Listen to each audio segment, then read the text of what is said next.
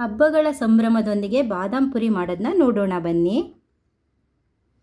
ಬಾದಾಮಿ ಪುರಿ ಮಾಡ್ಕೊಳ್ಳೋದಕ್ಕೆ ಬಾದಾಮಿ ನೆನೆಸಿರೋ ಬಾದಾಮಿನ ಇದು ಸಿಪ್ಪೆ ಎಲ್ಲ ಚೆನ್ನಾಗಿ ತೆಗೆದ್ಬಿಟ್ಟು ನೈಸಾಗಿ ರುಬ್ಕೊಳ್ಳೋಣ. ಬಾದಾಮಿ ರುಬ್ಕೊಂಡಾಗಿದೆ. ಕಲಿಸ್ಕೊಳ್ಳೋದಕ್ಕೆ 2 ಬಟ್ಲು ಮೈದಾ ಹಾಕ್ಕೊಳ್ತಾ ಇದ್ದೀನಿ.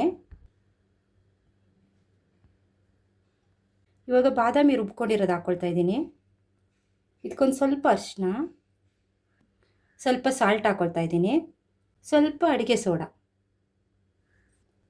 ತುಪ್ಪ ಹಾಕ್ಕೊಳ್ತಾ ಇದ್ದೀನಿ. ಇವಾಗ ಇದೆಲ್ಲ ಮಿಕ್ಸ್ ಮಾಡಿ ಕಲಿಸ್ಕೊಳ್ಳೋಣ.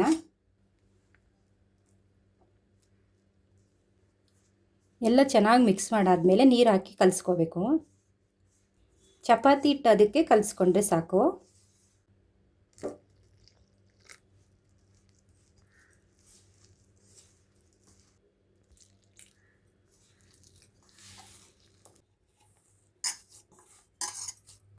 ಚೆನ್ನಾಗಿ ಕಲಿಸ್ಕೊಳ್ಳೋಣ. ಒಂದು ಅರ್ಧ ಗಂಟೆ ನೆನೆಯೋದಕ್ಕೆ ಬಿಡೋಣ. ಇವಾಗ ಸಕ್ಕರೆ ಪಾಕ ಮಾಡ್ಕೊಳ್ಳೋದಕ್ಕೆ 1 ಬಟ್ಲು ಸಕ್ಕರೆ ಹಾಕ್ಕೊಳ್ತಾ ಇದ್ದೀನಿ. ಇದಕ್ಕೆ ಸ್ವಲ್ಪ ನೀರು ಹಾಕ್ಕೊಳ್ಳೋಣ. ಒಂದು ಚಿಕ್ಕ ಲೋಟ ಅಷ್ಟು ನೀರು ಹಾಕಿದ್ದೀನಿ. ಇದು ಚೆನ್ನಾಗಿ ಕರಗಬೇಕು. ಇದು ತೆಳು ಪಾಕ ಆಗಬಾರ್ದು, ಜಾಮೂನ್ ಥರ. ತುಂಬ ಗಟ್ಟಿ ಪಾಕನೂ ಆಗಬಾರ್ದು, ಒಂದೆಳೆ ಪಾಕ ಆಗಬೇಕು. ಆ ಥರ ಮಾಡ್ಕೋಬೇಕಿದು.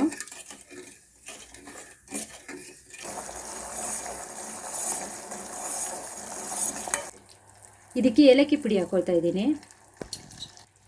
ನಿಂಬೆಹಣ್ಣು ರಸ ಹಾಕ್ಕೊಳ್ತಾ ಇದ್ದೀನಿ. ಇದು ಗಟ್ಟಿ ಆಗಬಾರ್ದು ಅಂತ ಅಷ್ಟೇ ಪಾಕ.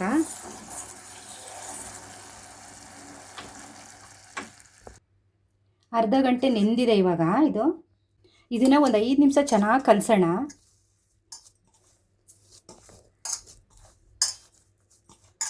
ಇಷ್ಟು ದಪ್ಪ ಉಂಡೆ ಮಾಡ್ಕೊಳ್ಳೋಣ. ಪೂರಿ ಅಷ್ಟು ಮಾಡಿಕೊಂಡ್ರೆ ಸಾಕಾಗುತ್ತೆ.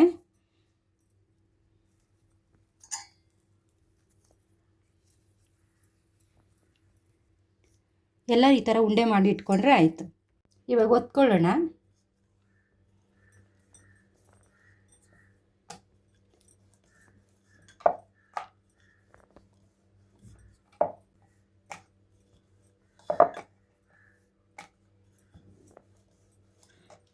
ಇವಾಗ ಹಿಂಗೆ ಮುಚ್ಚೋಣ. ಈ ಕಡೆ ಒಂದು ಸಾರಿ ಪ್ರೆಸ್ ಮಾಡೋಣ, ಇಲ್ಲೊಂದು ಸಾರಿ ಪ್ರೆಸ್ ಮಾಡೋಣ. ಇವಾಗ ಒಂದು ಸ್ವಲ್ಪ ಹಿಂಗೆ ಒತ್ತೋಣ.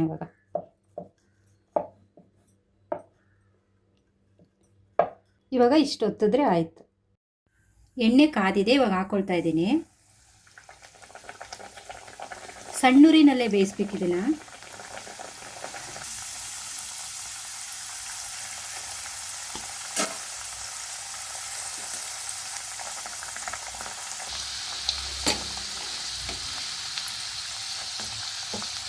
ಸಣ್ಣೂರಿನಲ್ಲೇ ಬೇಯಿಸ್ಕೋಬೇಕಿದನ್ನು.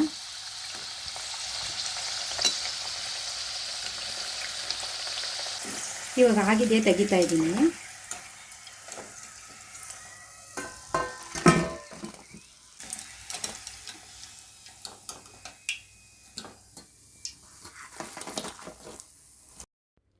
ಇವಾಗ ಸಕ್ಕರೆ ಪಾಕಕ್ಕೆ ಹಾಕ್ಕೊಳ್ತಾ ಇದ್ದೀನಿ. ಇವಾಗ 2 ಕಡೆನೂ ತಿರುಗಿಸಿ ಹಾಕೋಣ. ಇದು ಒಂದು 2 ನಿಮಿಷ ಸಕ್ಕರೆ ಪಾಕದಲ್ಲಿದ್ದರೆ ಸಾಕು. ಇವಾಗ 2 ನಿಮಿಷ ಆಗಿದೆ, ರೆಡಿ ಆಗಿದೆ. ಇದು ನೆಂದಿದೆ ಸ್ವಲ್ಪ. ಒಳಗಡೆ ಎಲ್ಲ ಪಾಕ ಎಲ್ಲ ಹಿಡ್ದಿದೆ ಚೆನ್ನಾಗಿ. ಎಲ್ಲನೂ ಇದೇ ಥರ ಮಾಡ್ಕೋಬೇಕು. ಬಾದಾಮ್ ಪುರಿ ರೆಡಿಯಾಗಿದೆ. ಇಷ್ಟ ಆದರೆ ಲೈಕ್ ಮಾಡಿ, ಶೇರ್ ಮಾಡಿ. ಚಂದ್ರಿಕಾ ಕುಕ್ಕಿಂಗ್ ಚಾನಲ್ಗೆ ಸಬ್ಸ್ಕ್ರೈಬ್ ಮಾಡ್ಕೊಳ್ಳಿ.